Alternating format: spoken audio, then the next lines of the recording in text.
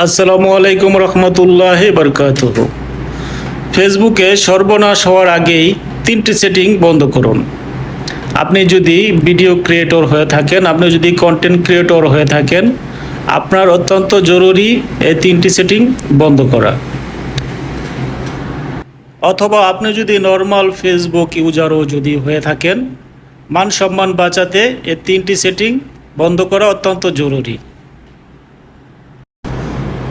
Setting তিনটি কিভাবে বন্ধ করবেন চলুন যাই, স্ক্রিনে আমি দেখিয়ে দিচ্ছি। সেটিং তিনটি অফ করতে হলে আমরা প্রথমে চলে যাব ফেসবুক অ্যাপসে। দেখুন ফেসবুক অ্যাপসে চলে যান, তারপর নিচে আপনার ছবির ওপর ক্লিক করুন। এখানে দেখবেন সেটিং অপশন, এই সেটিংয়ে ক্লিক করুন। সেটিংয়ে ক্লিক করার পর এখানে একটু নিচে চলে আসুন।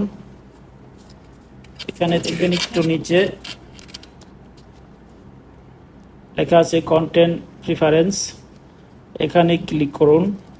এখানে ক্লিক করার পর চলে আসবেন নিচে ম্যানেজ ডিফল্ট। ম্যানেজ ডিফল্টের ওপর চাপ দিন। এই তিনটি সেটিং আপনাদের সবার অফ করে রাখা উচিত, আপনার ফেসবুক আইডি সুরক্ষিত রাখার জন্য। এই যে আমারটা আমি শো লেস করে রেখেছি, এখানে ক্লিক করুন। ক্লিক করার পর দেখবেন এখানে লেখা আছে অন অরিজিনাল কন্টেন্ট, এটাও শো লেস করে দিবেন।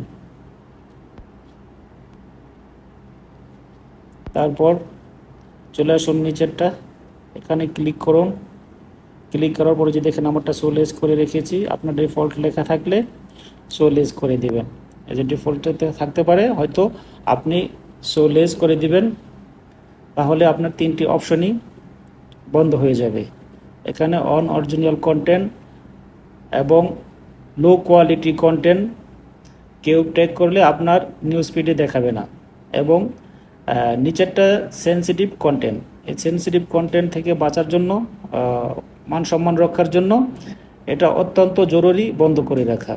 তাই আপনার এই তিনটি সেটিং বন্ধ করে রাখলে আপনার ফেসবুক আইডিও সুরক্ষিত থাকবে, এবং কি আপনার লজ্জাও পেতে হবে না। অনেক সময় সেন্সিটিভ কন্টেন্ট আপনার নিউজ ফিডে চলে আসবে, সে কারণে হয়তো লজ্জা পেতে হয়।